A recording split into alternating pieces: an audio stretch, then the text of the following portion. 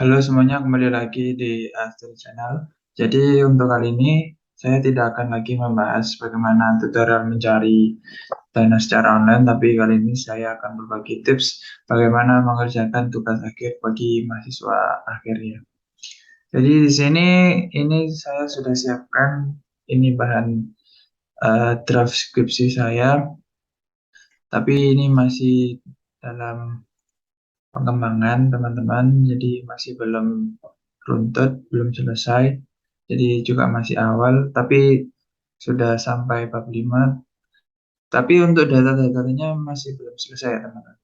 Tapi di sini saya akan mengupas bagi teman-teman semuanya yang ingin mengerjakan tugas akhirnya biar cepat selesai. Jadi teman-teman sekalian, eh, untuk tips bagaimana teman-teman bisa mengerjakan tugas akhir, itu pasti yang pertama itu harus dari diri teman-teman sekalian ya. Jadi kalau misalnya teman-teman sekalian males-malesan, terus tidak ada niat untuk mengerjakan, ya itu semua percuma. Karena kita di sini juga dituntut ya, kita harus bertanggung jawab sebagai mahasiswa akhir. Kita juga kuliah 4 tahun ini bagaimana jalan menjalankannya agar cepat selesai, agar cepat lulus. Intinya seperti itu. Jadi teman-teman, 11 cara ya untuk membuat skripsi cepat selesai. Itu pertama, kita itu harus pilih topik penelitian sesuai passion ya. Jadi membuat topik, misalnya misalnya saya ya, saya kan ini dari teknik elektro, berarti saya mengambil passion yang sesuai dengan di bidang saya.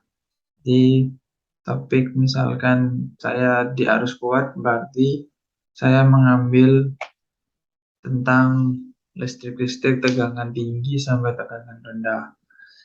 Jadi, misalkan teman-teman mengambil untuk passionnya, misalnya teman-teman bidangnya ada dari keperawatan itu kan kesehatan ya. Tapi kalau ternyata tugas akhir kita membahas membahas mengenai obat-obatan kan itu tidak relevan ya, tidak sesuai juga. Terus kemudian tips yang kedua itu ada pahami konsep yang dipilih. Jadi teman-teman itu memahami konsep apa yang teman-teman akan kerjakan. Terus kemudian konsep yang dipilih itu tujuannya untuk apa. Jadi tujuannya itu agar teman-teman itu memahami dalam konsep yang dipilih dan saat dipertanyakan di sidang, nanti teman-teman itu bisa menjawab dengan lancar. Jadi tata cara membuat skripsi ini, misalnya kita membuat mind map seperti itu ya. Jadi pembuatannya sederhananya, misalnya kita catat tema, terus kemudian istilah-istilah yang akan kita riset, terus kemudian kita hubungkan dengan yang lainnya.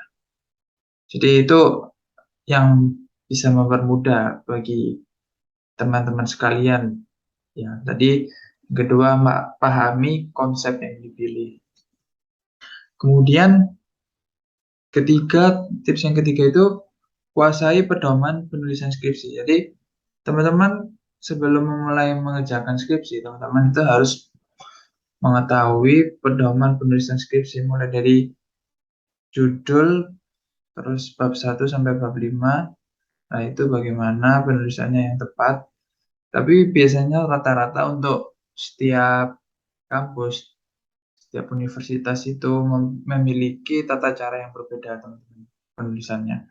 Tapi kalau untuk di kampus saya di Universitas 11 Maret, rata-rata tapi hampir sama ya untuk universitas negeri itu. Jadi pertama kita di kata pengantar dulu, surat pernyataan.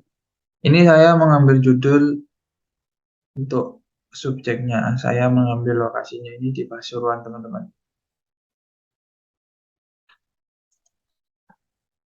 Jadi karena saya berada di bidang arus kuat, itu menganalisis atau instalasi listrik di rumah sakit.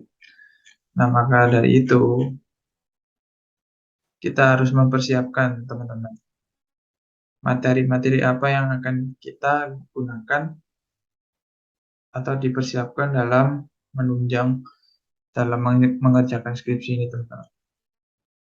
Jadi daftar isi seperti ini, teman. Jadi rata-rata mulai dari kata pengantar, kemudian bab 1 pendahuluan, terus latar belakang, kemudian rumusan masalah, tujuan penelitian, manfaat penelitian, sistematika penulisan. Kemudian lanjut ke bab 2, kajian pustaka. Jadi kajian pustaka ini itu apa ya? Pengertian secara singkat tapi secara detail bagaimana kita mengerjakan materi-materi yang ada di dalam skripsi kita. Kemudian bab 3 ini metodologi penelitian. Jadi bab 3 ini yaitu membahas tentang metode-metode dalam penelitian kita ya, atau tugas akhir kita. Kemudian bab 4 ini hasil dan pembahasan, dan yang kelima adalah kesimpulan dan saran. Tapi ini belum selesai, teman-teman. Ini masih mentahan. Jadi saya masih mentahan, teman-teman. Belum selesai sampai akhir, belum juga mencari dan mengumpulkan datanya di subjek lokasi yang saya akan jadikan sebagai penelitian. Ini juga saya belum ada referensi untuk daftar pustakanya, teman-teman. Jadi itu ya, teman-teman, untuk pedoman penulisan. Jadi rata-rata untuk semua kampus lah seperti ini. Jadi kembali lagi ke tips-tips pengerjaan skripsi, teman-teman harus kuasai pedoman penulisan skripsi. Jadi teman-teman, agar benar skripsinya baik dan benar ya, teman-teman. Jadi jelas pedoman penulisannya, kemudian agar tidak direvisi berulang kali, karena skripsi ini kan kalau misalnya kita tidak sesuai dengan prosedur, pasti dosen kita juga marah dan bukan marah sih, tapi menasihati dan merevisi ya. Maka dari itu kita harus tahu detail bagaimana penulisan prosedurnya. Kita cari tahu lebih dalam. Oke, kemudian ke tips 4, teman-teman. Jadi kita harus menyusun kerangka penelitian dengan jelas. Jadi menyusun kerangka dengan jelas ini tujuannya kita membuat metode kerangka penelitian sejelas mungkin agar penelitian bisa terbaca dengan mudah. Jadi ya seperti tadi hampir sama dalam penulisan skripsi tadi seperti itu. Yang membedakan dari tips keempat ini adalah susunan kerangka mulai dari pembahasan bab 1 sampai bab 5 itu, teman-teman. Jadi seperti tadi yang saya jelaskan. Kemudian tips yang kelima, jadi kita harus menyajikan data yang terpercaya. Jadi maksudnya gimana? Jadi dalam menyajikan data yang terpercaya itu kita memang mengambil dari berbagai sumber, tapi kita tahu data yang kita ambil itu valid. Jadi isinya tidak didukung oleh data-data yang manipulatif seperti itu.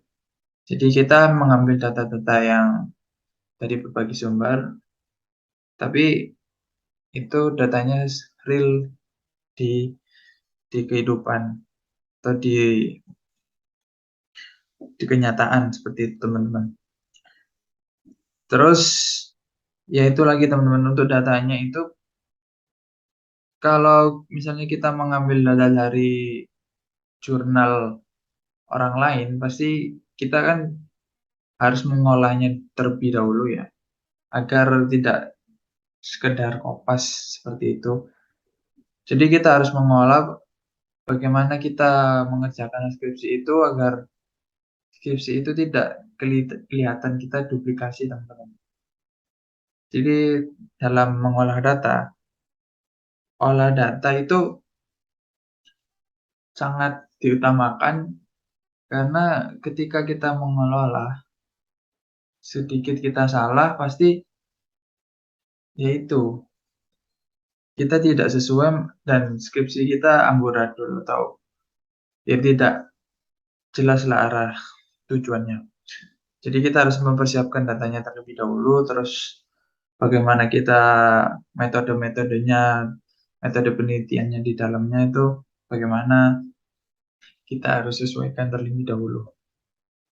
Terus kemudian tips yang keenam, perlakukan dosen dengan baik dan jangan takut bertanya, teman-teman. Jadi teman-teman jangan takut lah, istilahnya takut misalnya kita dalam mengerjakan skripsi takut sedikit-sedikit salah, sedikit-sedikit salah kita mengambil data yang kualitatif, kuantitatif seperti itu, tapi kita tidak takut, tapi kita takut, mohon maaf ya, tapi kita takut dalam bertanya yaitu kita sesat, seperti apa namanya dalam peribahasa seperti dia, takut bertanya sesat di jalan. Jadi karena ketika kita memperlakukan dosen dengan baik, ya, dosen itu pasti senang, segan dengan kita kalau kita sering memperlakukan, misalnya kita dalam berdialog, dalam chat di media sosial, di WA, kita menggunakan bahasa yang sopan, tutur kata yang sopan gitu. Pasti dosen kita segan, teman-teman. Terus kemudian jangan takut bertanya, karena dosen ini memiliki pengalaman ekstensif di bidangnya, ya, teman-teman. Pastilah tidak ada dosen yang tidak memiliki pengalaman yang ekstensif atau yang luas seperti itu. Kalau sekedar dosen terus kita dimasukkan di sebuah kampus itu namanya dosen abal-abal. Pasti dosen itu di screening terlebih dahulu, nggak mungkin memiliki ilmu yang abal-abal. Jadi jangan takut bertanya agar kita nanti dalam mengerjakan skripsi itu tidak tersesat, teman-teman. Jadi juga kita bertanya ke dosen itu, kita nanti juga pasti dibimbing. Kita kan tujuannya mengerjakan skripsi, terus kita mempunyai dosen pembimbing itu karena kita ingin bimbing agar skripsi kita berjalan lancar. Jadi seperti itu. Kemudian tips yang ketujuh, teman-teman, buat deadline skripsi mandiri, teman-teman. Jadi deadline skripsi mandiri itu seperti apa? Jadi misalnya kita dalam satu semester itu, kita harus mengatur waktu dengan matang. Misalnya contohnya kita mengerjakan bab 1 dan bab 2 di bulan pertama. Kemudian kita melanjutkan merancang bab 3 dan seterusnya di bulan berikutnya seperti itu. Hingga bab 5 dan setelah itu selesai. Kemudian yang tips yang ke-8 ya, konsisten dalam mengerjakan skripsi. Jadi maksudnya apa? Konsisten dalam mengerjakan skripsi. Jadi kita itu ya dalam mengerjakan skripsi itu semangat dan tidak apa ya, ketika ada gairah saja kita baru mengerjakan skripsi, jangan seperti itu, teman-teman.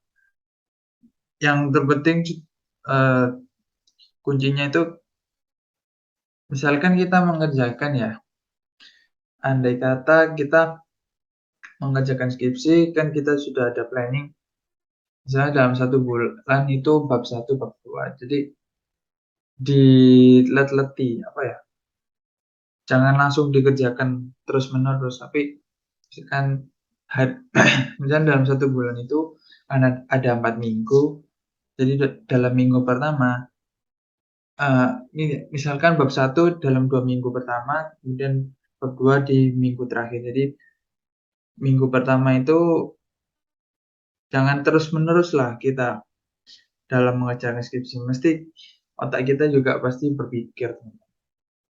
Jadi tips saya mungkin untuk mengerjakan skripsi, misalkan dalam hari pertama kita mengerjakan, hari besoknya kita santai terlebih dahulu, hari ketiga, hari selanjutnya kita kerjakan lagi, terus pokoknya intinya kita hari pertama kerjakan, besok santai, hari selanjutnya kerjakan lagi, hari selanjutnya santai, hari ketiga kerjakan lagi seperti itu. Jadi kita mencicil lah istilahnya skripsi kita setiap hari, tapi yaitu kita tidak lupa dengan healing atau istirahat. Karena dalam konsisten belajar ini, kalau misalnya kita tidak memiliki istirahat seperti itu, pasti ya otak kita juga dipaksa terus berpikir, kan kita juga capek teman-teman. Seperti mesin, jika mesin kita nyalakan terus dikerjakan untuk mengolah sebuah pengolahan, pasti kan juga overheat ya atau panas. Seperti otak kita, kalau misalkan dipaksakan terus dalam berpikir ya kita kesel teman-teman. Jadi intinya tips kita itu harus konsisten dalam mengerjakan tugas. Mengerjakan tugas akhir teman-teman. Jadi misalkan tips konsisten yang lain itu kita set alarm selama 30 menit dalam beberapa kali untuk mengerjakan skripsi. Misalkan dalam sehari ya. Jadi set 30 menit sekali kita mengerjakan, terus healing mungkin 15 menit sampai 20 menit itu sudah cukup. Misalkan kita makan, minum seperti itu, terus kita lanjutkan kembali untuk mengerjakan. Kita mencari referensi jurnal. Nah, seperti itu. Kemudian langsung saja ke tips 9, kita jalin komunikasi yang lancar dengan dosen pembimbing. Jadi kembali lagi seperti poin yang ke-6 teman-teman ya. Tapi di tips 9 ini kita harus menjalin komunikasi dengan baik. Seperti yang tadi saya sampaikan bahwa komunikasi itu perlu teman-teman. Karena kalau tidak ada komunikasi itu namanya kita satru. Satru itu kalau di bahasa Jawa, kalau di bahasa Indonesia itu ya kita diam-diaman gitu. Ya percuma kita sudah ada dosen pembimbing tapi kita tidak menggunakan semaksimal mungkin, ya kita percuma. Skripsi kita nggak kelar-kelar teman-teman. Karena dosen pembimbing yang kita pilih itu menentukan juga. Kalau misalkan kita tidak segera gercep dalam mengerjakan skripsi, ya percuma teman-teman. Nanti akhirnya skripsi kita juga malah ke bawah sampai semester selanjutnya, dan akhirnya kita nggak lulus teman-teman. Jadi itu jalin komunikasi dengan dosen itu perlu teman-teman. Jadi nggak perlu takut juga teman-teman. Jadi tips yang 9 ini kita membangun relasi. Bukan harus selalu memberi hadiah teman, tapi apa ya, menjalin komunikasi sehat gitu. Bersikap sopan santun dalam misalnya kita berkonsultasi dengan dosen kita, terus kemudian dalam chat di WA seperti itu. Kemudian yang tips ke-10 itu meminimalisir kegiatan bermain agar cepat selesai. Jadi misalkan dalam rentang 1 sampai 5 bulan itu kita ditargetkan skripsi kita itu harus selesai. Biasanya rata-rata 5 bulan lah. Agar skripsi kita itu cepat selesai targetnya. Jadi ya itu teman-teman, seperti di tips yang ke-7 tadi, kita kan diminta untuk membuat deadline skripsi mandiri. Maksudnya apa? Ini ada hubungannya dengan tips yang ke-10. Ketika kita sudah membuat jadwal mandiri dalam mengerjakan skripsi, nah di situ kita sudah ada tujuan, skripsi kita harus cepat selesai. Jadi ketika ingin cepat selesai, pasti kita harus mengurangi bermain kita, tapi tidak tidak bermain itu langsung dihilangkan, tidak tentu, tapi meminimalisir, hanya mengurangi dikit-dikit. Karena kalau kita juga seperti tadi yang saya sampaikan, kalau misalkan kita terlalu ya rajin, terlalu ambis dalam mengerjakan skripsi, itu nggak apa-apa teman-teman, agar skripsi kita cepat selesai. Tapi itu kita harus dibarengi dengan healing atau istirahat. Yang minimal tadi yang saya sampaikan itu kita istirahat 15 sampai 30 lah maksimal, kurang lebih seperti itu. Kemudian tips yang 11, ini yang paling penting teman-teman. Kita harus tanamkan niat untuk menyelesaikan dengan cepat. Jadi tips yang terakhir ini, kita harus menanamkan dari lubuk hati kita terdalam, bagaimana sih effort kita dalam mengerjakan skripsi. Kalau kita cuma ngomong aja, skripsiku kayaknya harus cepat selesai besok, kayaknya harus cepat selesai cari data, harus cari referensi jurnal. Kalau cuma ngomong tuh ya kita percuma teman, nggak ada niat untuk menyelesaikan, tidak ada effort dalam mengerjakan, ya percuma teman-teman. Jadi ya untuk niat itu kita harus selingi dengan berdoa dalam kepercayaan kita ya. Misalnya kita dari Islam, kita berniat nawaitu seperti itu, kita harus menyiapkan dari hati kita teman. Kalau kita cuma ngomong tok ya percuma teman-teman, nggak akan selesai. Jadi ya itu, kita harus menyiapkan diri. Jadi seperti itu. Jadi mungkin itu ya teman-teman untuk tips dalam mengerjakan skripsi teman-teman. Teman-teman bisa mengolah lagi bagaimana teman-teman dalam bersikap dalam mengerjakan skripsi, agar skripsi kita itu cepat selesai dan lulus tepat waktu. Karena ini saya juga masih semester 7 teman-teman. Jadi ya persiapan juga lah, ini saya sudah ada draft skripsi yang saya gunakan untuk sempro, untuk matkul seminar proposal. Jadi belum skripsi, tapi untuk skripsinya dilaksanakan di semester depan. Baiklah, kemudian teman-teman, setelah tips, saya akan sedikit membahas tentang eh, apa saja yang kita jelaskan dalam mengerjakan dari skripsi tersebut, dari bab 1 hingga bab 5 teman-teman.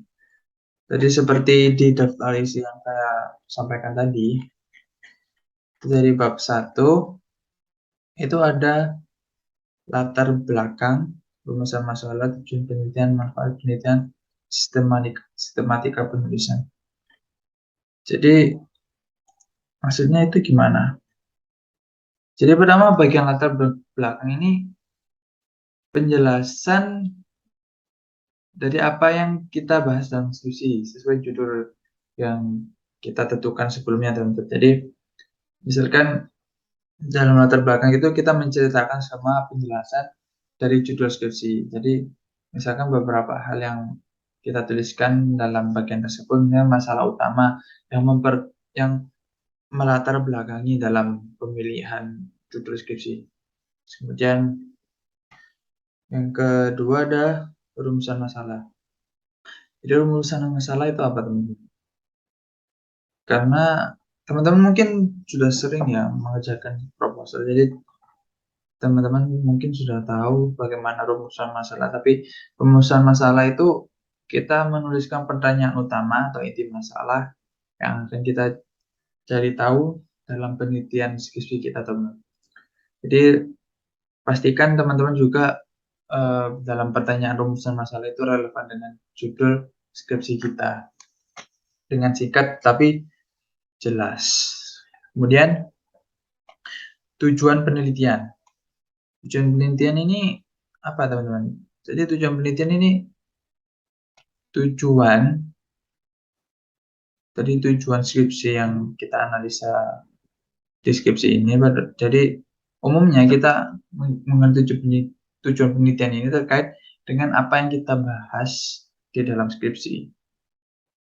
Jadi tuliskan apa saja yang kita ketahui dalam pengerjaan penelitian skripsi tersebut dan pastikan tetap relevan dengan judul skripsi. Jadi tidak out of the box. Kemudian manfaat penelitian. Jadi umumnya manfaat penelitian itu dibagi jadi dua, teman. Jadi ada manfaat teoritis dan manfaat praktis. Jadi manfaat teoritis itu apa? Manfaat teoritis itu skripsi yang bermanfaat sebagai pembelajaran bagi orang lain dalam bentuk teori. Jadi misalnya berguna untuk refleksi orang lain seperti itu, teman. Jadi dalam manfaat teoritis ini kita melakukan penelitian dengan judul yang mirip tapi bermanfaat bagi orang lain. Jadi sebagai pertimbangan untuk menyempurnakan hasil penelitian orang lain gitu. Kemudian manfaat praktis itu apa? Yang kedua ini manfaat praktis adalah skripsi yang kita gunakan berguna untuk penulis, pihak lain yang bersangkutan dan juga masyarakat luas. Jadi manfaat penelitian ini ada dua tadi, teman-teman. Manfaat teoritis dan manfaat praktis. Kemudian ada lagi di bab 1 ini objek penelitian. Dalam objek penelitian, kita harus tahu tentang objek apa yang kita teliti. Jadi kita menambahkan tentang lokus dan fokus penelitian kita, serta alasan memilih objek penelitian tersebut itu kenapa. Jadi itu penting, teman-teman, untuk menyusun skripsi agar kita tahu tujuan kita. Kemudian ada bagian kerangka atau landasan teori tinjauan pustaka. Nah, dari tinjauan pustaka ini, itu kita tahu teori apa yang kita bedah atau yang kita teliti nanti. Jadi, kerangka atau landasan teori ini, atau tinjauan pustaka, biasanya itu memuat uraian tentang landasan empiris yang mendukung pendekatan pemecahan masalah dalam penelitian tersebut. Jadi misalnya kita punya tingkat kedalaman ya dan keluasan aspek yang ditelaah. Nah, nanti kita akan bergantung pada ketajaman analisis permasalahan. Jadi seperti itu. Jadi selain teori besar, kita juga bisa menggunakan hasil penelitian atau jurnal orang lain sebagai referensi kita dalam bagian ini. Nah, terus kemudian sistematika ini tidak perlu ya, teman-teman. Ini sistematika itu berisi tentang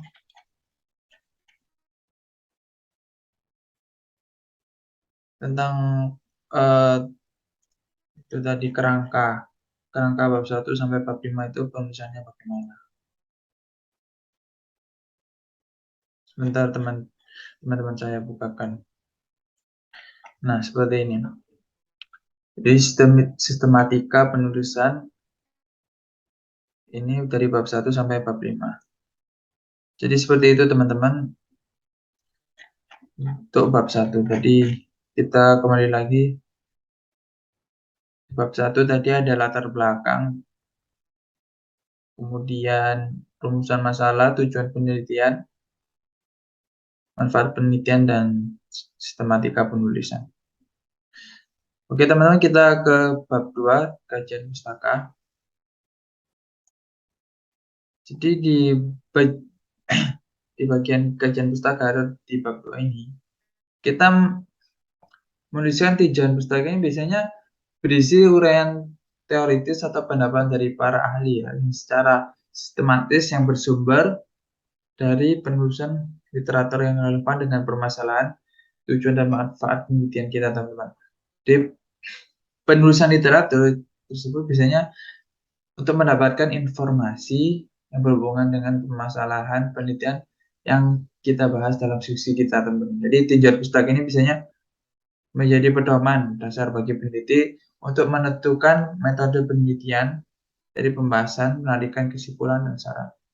Jadi sekilas bab 2 mungkin hampir sama ya teman-teman dengan kerangka teori pada bab pertama, tapi bedanya kita harus memperdalam teori yang kita gunakan di dalam bab 2 ini. Jadi serta beberapa teori tambahan lah teman-teman yang masih berkaitan dengan penelitian kita. Jadi kita juga bisa menuliskan beberapa penelitian terdahulu yang menjadi landasan kita dalam menyusun skripsi kita. Jadi untuk menyusun skripsi bab 2 ini, kita harus menuliskan nama penulis dari semua sumber penulisan literatur yang kita gunakan dalam penulisannya teman-teman. Jadi seperti itu.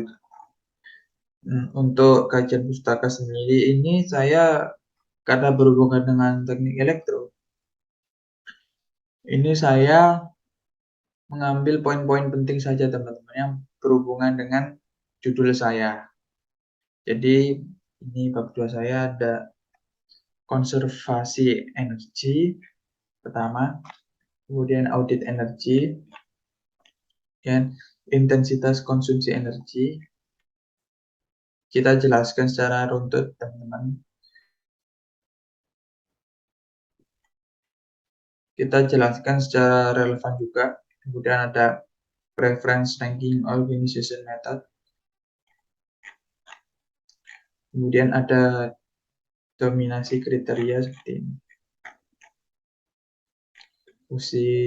Kemudian fungsi preferensi. Nah, kita jelaskan jenis-jenisnya. Kemudian probability ranking seperti ini. Nah, jadi seperti itu teman-teman. Oke, lanjut ke bab 3. Jadi bagaimana kita cara menyusun skripsi bab 3 teman-teman.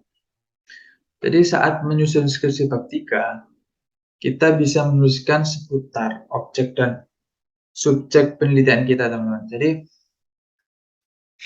objek penelitian misalnya merupakan permasalahan kita teman-teman yang kita teliti dalam skripsi kita. Sementara subjek itu kita penelitian di tempat orang atau benda lain yang kita jadikan sumber dalam data penelitian kita. Jadi dan itu kita juga bisa memperdalam penjelasan kita tentang metode penelitian yang sebelumnya yang sudah kita tuliskan di dalam bab pertama. Dan dalam bab 3 ini metode penelitian yang kita tuliskan dalam bab ini itu memuat seputar tempat dan waktu, kemudian bahan dan alat, variabel cara kerja, pengumpulan data, dan cara analisis data. Jadi itu teman-teman. Dalam metode penelitian kita memuat tadi tempat dan waktu, bahan dan alat, variabel cara kerja, pengumpulan data, dan cara analisis data dalam penelitian kita.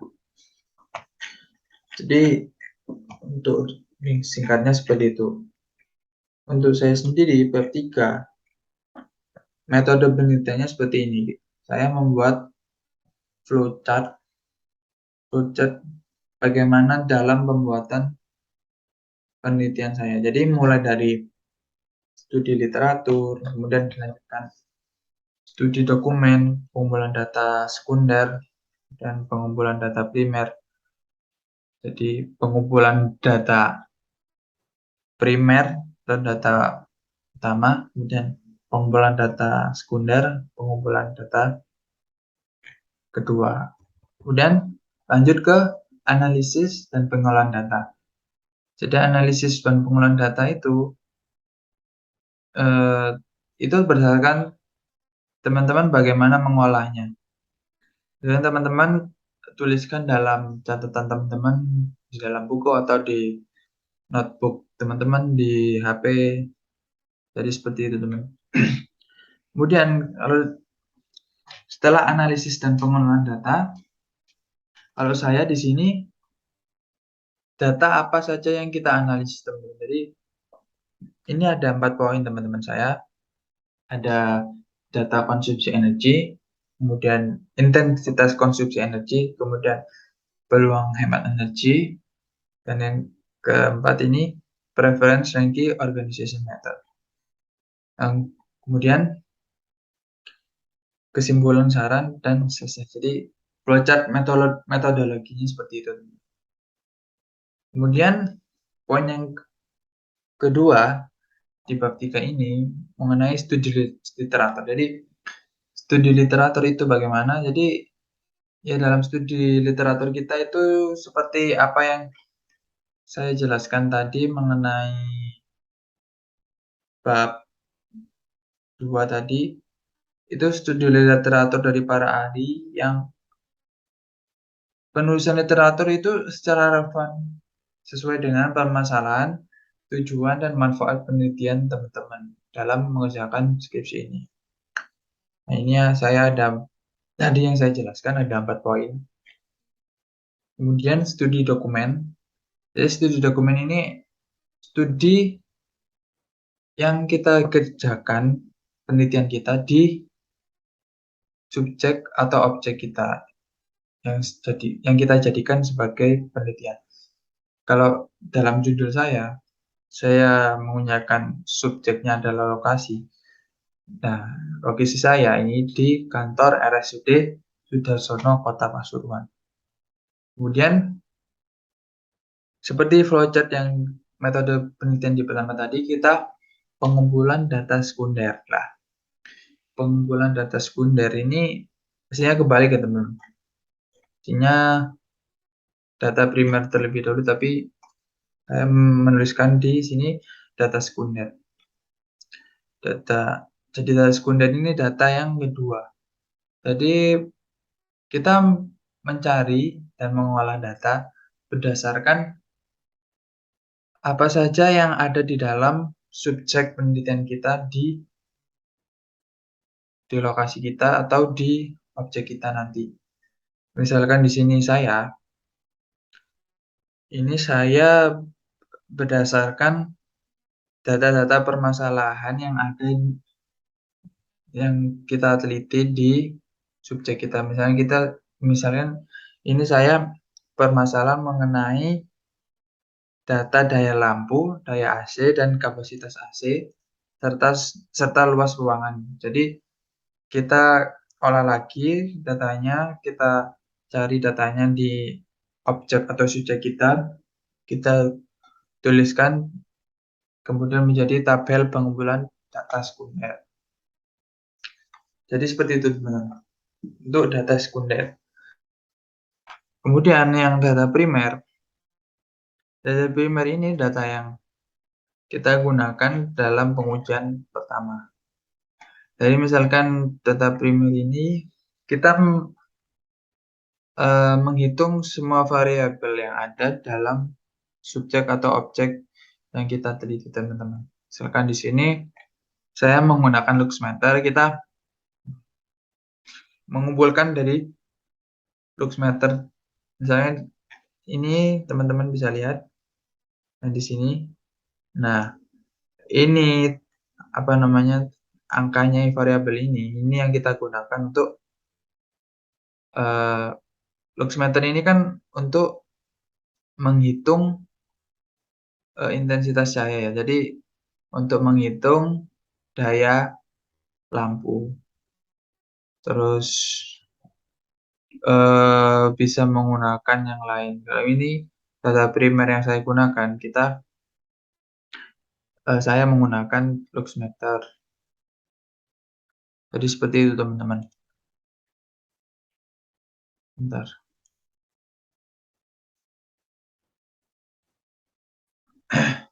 Kemudian metodologi yang ketiga ini kita menggunakan question. Jadi questionnaire ini untuk apa? Kita menentukan prioritas perankingan untuk setiap alternatif dan kriteria. Jadi pengisian questionnaire ini dilakukan dengan cara memberikan Google Form serta berdiskusi kepada pihak manajemen terkait menemukan solusi yang kita teliti di objek atau subjek yang kita teliti, teman-teman. Jadi di sini saya dalam pengisian form tersebut saya mencari penyelesaian masalah dengan menemukan solusi untuk peluang hemat energi. Jadi di sini dalam pengisian kuesioner misalkan saya ada 5 poin. Pertama, kriteria biaya untuk alternatif no cost, low cost, dan high cost. Kemudian B, kriteria kenyamanan untuk alternatif no cost, low cost, dan high cost. Terus yang C, kriteria pengaruh penerapan untuk alternatif no cost, low cost, dan high cost. Keempat, kriteria efektivitas alternatif pada aktivitas untuk alternatif no cost, low cost, dan high cost. Dan yang terakhir, kriteria tenaga kerja untuk alternatif no cost, low cost, dan high cost. Jadi seperti itu teman-teman untuk data questionnaire. Kemudian yang keempat, kita analisis dan pengolahan data. Jadi kita menganalisa lagi data yang kita cari, yang kita kumpulkan tadi, kita masukkan. Jadi kita buat perbandingan, misalnya kan kita mengambil dari jurnal lain, kita mencari perbandingan, tapi kita memasukkan data yang kita olah dan kita cari di subjek atau objek penelitian kita, teman-teman. Jadi di sini metodologinya ini saya mungkin data konsumsi energi. Nah, jadi seperti ini. Ini kan data konsumsinya tahun 2020. Ini saya ada poinnya nama ruangan, beban, beban, lux lampu, daya beban, watt, waktu nyala, jam, energi terpakai, dan biaya terpakai. Dan intensitas konsumsi energi. Jadi intensitas ya itu tergantung teman-teman. Poin-poinnya apa nanti teman-teman masukkan di sini. Data-datanya apa saja. Dan yang terakhir peluang hemat energi. Terus kemudian ini poin ketiga teman-teman. Maaf. Peluang hemat energi. Jadi ini poin yang saya gunakan untuk metodologi penelitian. Kemudian yang keempat, ini tadi preference ranking atau Prometheus. Kita jelaskan semua lah. Dan yang terakhir adalah kesimpulan dan saran. Jadi setelah kita mengolah data, kita mengumpulkan data, kita membuat kesimpulan dan analisa dari penelitian kita yang telah kita rencanakan. Jadi seperti itu teman-teman untuk bab 3. Kemudian ke bab 4. Jadi bab 4 ini dalam menyusun skripsi bab 4 ini kita harus menuliskan seputar hasil yang kita dapatkan dalam penelitian dan pembahasannya. Kemudian dari hasil pembahasan tersebut kita membuat hasil penelitian, hasil analisis data, dan pembahasan yang terpadu. Jadi kita bisa menyajikan hasil penelitian dalam bentuk teks atau gambar tabel dan diagram yang sudah kita olah sebelumnya agar orang lain lebih mudah dalam membaca data penelitian kita. Jadi sementara untuk hasil atau analisis data bisa kita sajikan dengan menjelaskan ringkasan hasil pengajian hipotesis. Kemudian bagian pembahasan, jadi bagian pembahasan kita itu memuat penafsiran dan penjelasan tentang hasil penelitian dan analisis data kita. Jadi kita bisa melakukan perbandingan dengan hasil penelitian terdahulu yang relevan atau referensi teoritis yang mendukung analisis data kita, teman-teman. Nah, di sini dari hasil dan pembahasan, ini saya menggunakan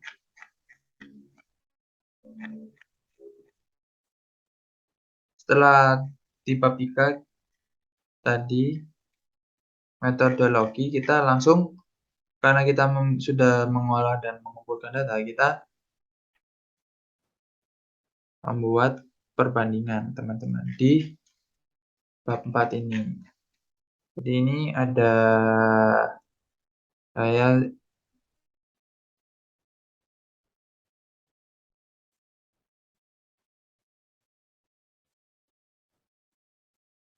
jadi ini ada 4 poin, teman-teman. Kalau di saya ini nanti tergantung teman-teman bagaimana teman-teman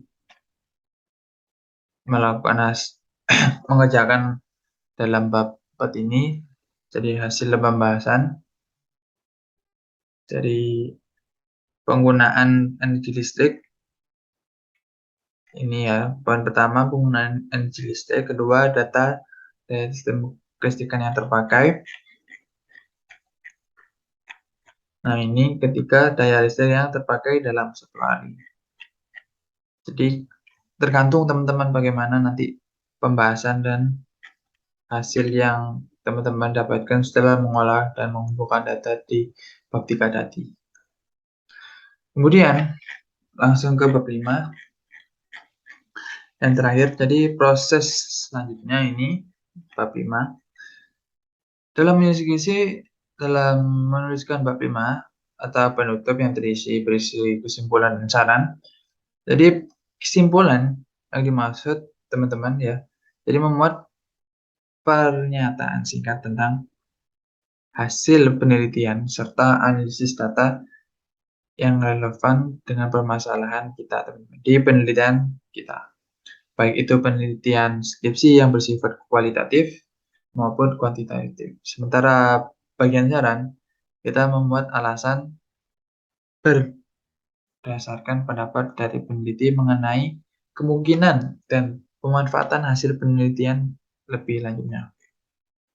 Jadi seperti itu, teman-teman. Untuk penjelasan bagaimana kita mengerjakan skripsi kita mulai dari bab 1 hingga bab 5. Jadi untuk teman-teman sekalian yang saya jelaskan tadi mengenai tips untuk bagaimana mengerjakan skripsi cepat dan baik agar kita cepat lulus, cepat selesai. Dan yang lain kita panduan cara menyusun skripsi dari bab 1 hingga bab 5.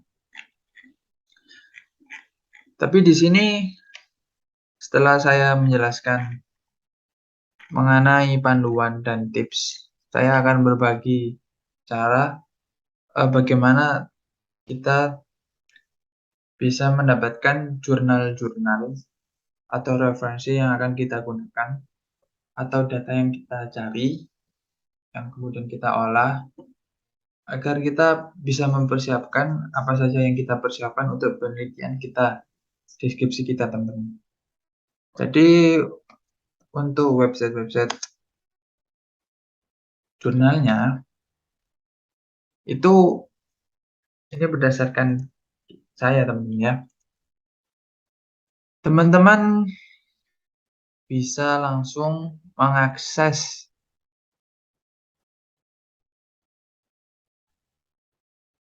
jurnal-jurnalnya itu saya tuliskan ya, teman-teman.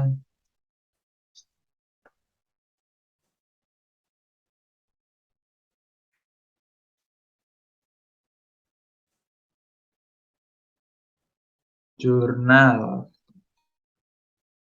sumber, sorry. sumber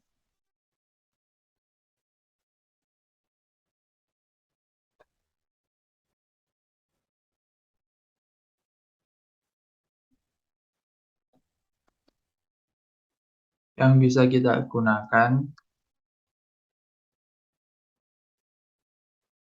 untuk skripsi. Jadi yang pertama ini untuk sumber yang lokal ya teman-teman. Jadi untuk Indonesia, teman-teman bisa di resource.perpulnas.go.id. Jadi e-resource ini apa? Jadi situs website yang pertama yang kita bisa kunjungi itu, jadi ini adalah website resmi Perpustakaan Nasional Republik Indonesia atau PNRI. Jadi sebelum mengunduh jurnal di sini, langkah pertama yang kita lakukan adalah dengan mendaftar sebagai anggota, kemudian kita membuat akun terlebih dahulu, lalu setelah akun kita sudah jadi, bisa login dengan nomor anggota yang telah terdaftar. Jadi seperti itu teman-teman. Jadi ketika kita resmi terdaftar, maka kita bisa mengunduh jurnal dimanapun dan kapanpun secara gratis teman-teman. Kemudian ada lagi untuk sumber jurnal yang bisa kita gunakan, ini juga dari lokal. Ini adalah lipi.go.id. Di lipi.go.id ini yang membedakan ini adalah, jadi untuk LIPI ini situs resmi yang dimiliki oleh Lembaga Ilmu Pengetahuan Indonesia. Jadi, atau kalau yang sekarang itu namanya bukan LIPI ya, BRIN. Itu yang dikoordinatori oleh Kemenristek-Dikti ya teman-teman. Jadi teman-teman bisa mengunduh semua jurnal secara gratis, dan jurnal ini tersedia dalam bahasa Indonesia, di sini juga bisa. Oke, kemudian sumber jurnal yang bisa kita gunakan adalah Science Direct. Ini website luar ya teman-teman. Science Direct itu seperti ini. Jadi Science Direct ini sama juga menyediakan jurnal, tapi bedanya di sini menyediakan jurnal internasional teman-teman. Jadi teman-teman juga bisa mengaksesnya. Jadi karena ini open access, jadi teman-teman bisa mengunjungi ini secara gratis, dan jurnal-jurnal dan karya tulis ilmiah yang ada di Science Direct ini. Kalau saya untuk situs jurnal yang saya sering cari, saya biasanya menggunakan di sini teman-teman, Science Direct untuk jurnal internasional.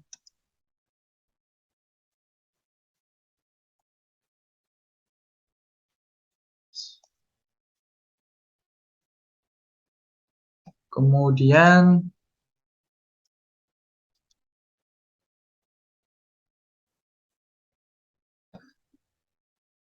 yang keempat adalah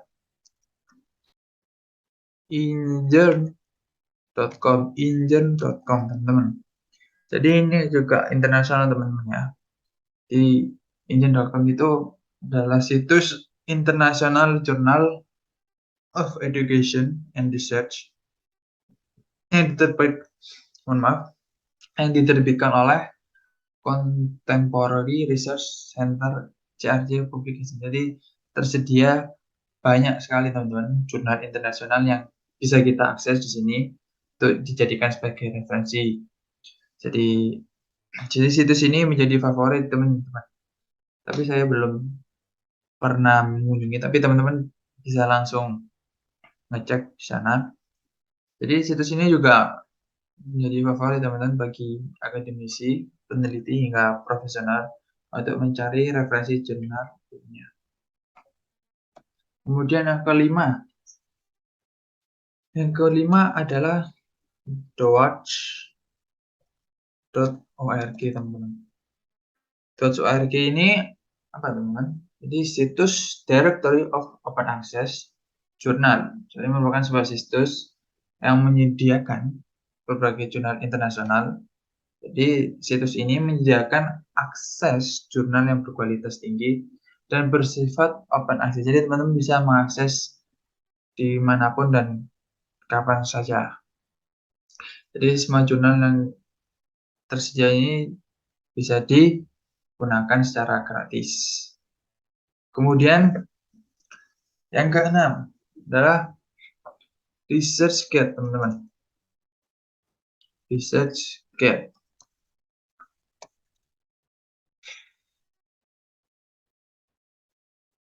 Ini saya juga sering menggunakan situs jurnal ini. Ini juga internasional, teman-teman. Jadi sebelum mengunduh jurnal yang tersedia di ResearchGate ini, hal yang perlu kita persiapkan terlebih dahulu adalah mendaftarkan teman-teman di situs ResearchGate ini. Jadi untuk pendaftaran akun, kita bisa menggunakan email kampus, teman-teman.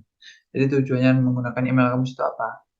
Karena website ini adalah merupakan tempat berkumpulnya para peneliti.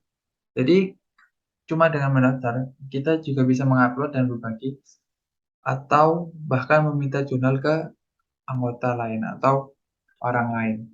Jadi seperti itu, teman-teman. Kemudian yang ketujuh, ini saya juga sering adalah academia.edu.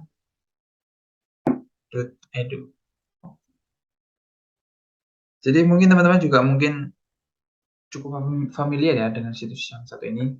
Jadi situs ini tuh favorit teman-teman. Jadi seringkali muncul pada halaman utama pencarian Google. Jadi sehingga sangat memudahkan teman-teman untuk mencari jurnal ilmiah yang sudah berbahasa Indonesia.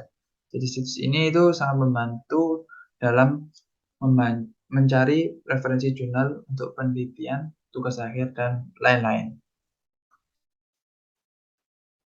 Kemudian yang poin ke-8 ini, sumber jurnal adalah free full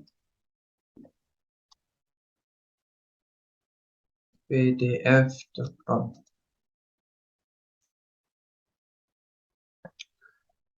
Jadi poin yang ke-8 ini juga teman-teman, ini free full PDF, ini menyediakan berbagai jurnal publikasi ilmiah secara gratis dari berbagai bidang yang tersedia. Jadi mulai dari ilmu kesehatan, ilmu pengetahuan, matematika, fisika, sosial, dan humaniora. Jadi semua jurnal ini dapat diunduh dalam bentuk PDF secara gratis, teman-teman. Kemudian yang ke-9, ini saya juga sering mengaksesnya di sini adalah Google Scholar, teman-teman. Google Scholar. Jadi teman-teman udah nggak asing ya dengan Google Scholar ini. Teman-teman bisa menggunakan situs ini untuk mencari jurnal penelitian. Jadi situs ini juga dikenal Google Cendekia yang berfokus menyajikan berbagai karya tulis dan karya ilmiah dari berbagai bahasa dari internasional, teman-teman. Teman-teman juga bisa mengakses secara gratis. Kemudian sumber yang terakhir ada Oxford Academy. Jadi Oxford Academy ini adalah website internasional, teman-teman. Jadi jurnal yang tersedia di situs ini seakan menjadi penyelamat bagi kita, teman-teman. Jadi Oxford Academic ini menyediakan berbagai jurnal ilmiah yang dapat diakses secara gratis dan dapat diunduh oleh seluruh pengunjung situsnya. Jadi Oxford ini adalah website yang dimiliki oleh Oxford ya, Universities Oxford.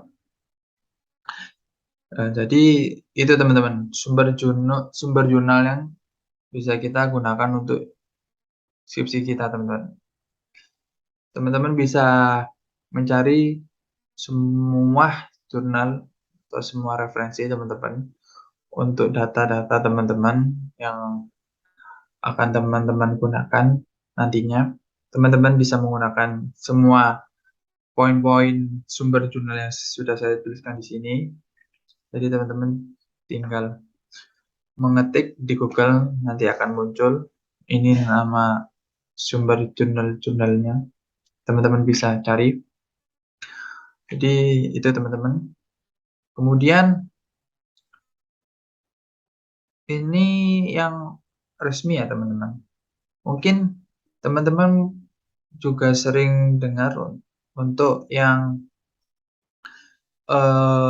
resmi dari kampus.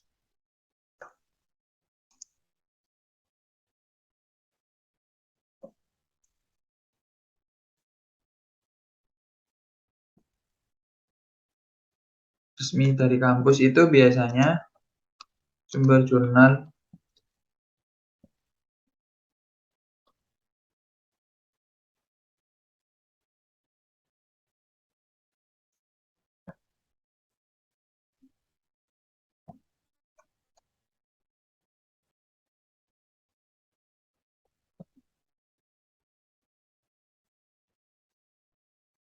Jadi teman-teman bisa mencari sumber jurnal.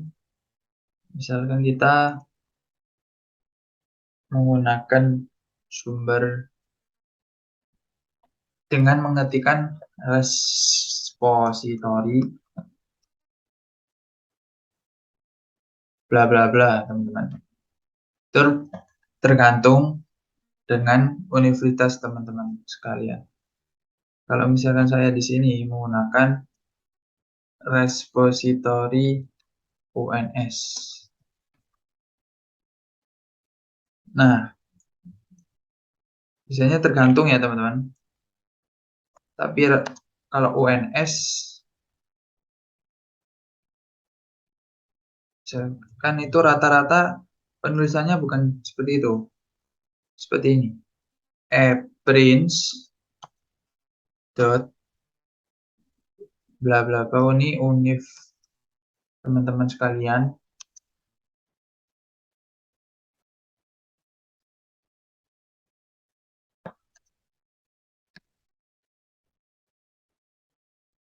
.ac.id.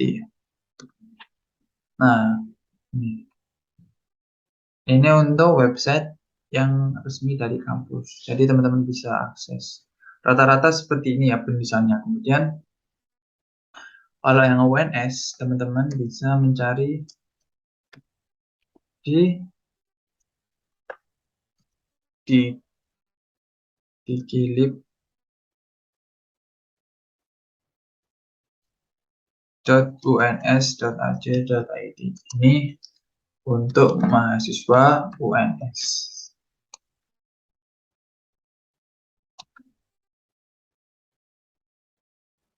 Jadi itu teman-teman. Jadi teman-teman bisa mengakses di sumber jurnal yang resmi dari kampus itu berdasarkan dengan kampus teman-teman, atau teman-teman bisa mengakses jika memiliki kenalan atau mungkin dari teman dekat, keluarga dekat, terus saudara. Jadi teman-teman, soalnya rata-rata kalau yang resmi dari kampus kita tidak bisa, itu sifatnya close access teman-teman. Jadi kita tidak bisa mengakses kalau kita tidak bukan dari kita termasuk dari bagian aktivitas di kampus tersebut. Jadi kita bisa menggunakan misalnya misalkan kita di kampus A ya kita harus menggunakan yang di kampus A. Jadi kita tidak bisa mengakses di kampus lain. Jadi kita biasanya rata-rata untuk di website kita menggunakan untuk loginnya karena bersifat close access. Jadi kita menggunakan NIM, itu passwordnya itu berdasarkan misalkan kita menggunakan email, mohon maaf, kita menggunakan email terus passwordnya menggunakan NIM kita itu teman-teman. Jadi tidak sembarangan teman-teman. Jadi teman-teman bisa mengakses di kampus teman-teman sendiri atau teman-teman bisa menanyakan ke kerabat terdekat atau keluarga terdekat teman-teman. Jadi seperti itu teman-teman. Kemudian itu teman-teman untuk sumber jurnal untuk dalam yang kita persiapkan dalam mengerjakan skripsi ini teman-teman. Kemudian setelah tips, kemudian panduan dan sumber jurnal, kita persiapkan apa saja yang kita persiapkan adalah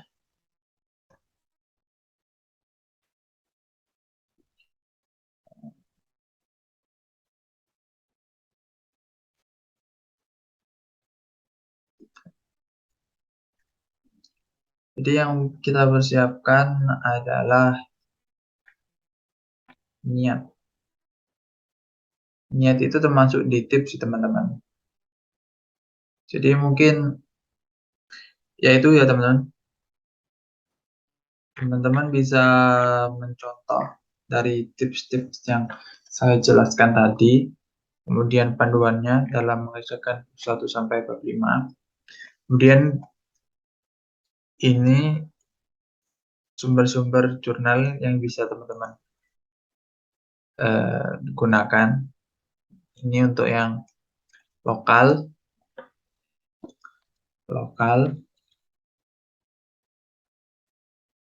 ini Indonesia. Nah, ini yang internasional, yang di bawahnya ini internasional ya, mulai dari 3 sampai 10. Kemudian ada sumber jurnal resmi dari kampus. Ya, teman-teman bisa menggunakan ini rata-rata untuk websitenya seperti ini, aprills.univ teman-teman .ac.id. Kalau dari UNS ini digilib.uns.ac.id. Jadi seperti itu teman-teman. Jadi mungkin itu teman-teman ya yang bisa saya sampaikan. Untuk kurangnya lebihnya mohon maaf. Sampai jumpa dan semangat dalam mengerjakan tugas akhir.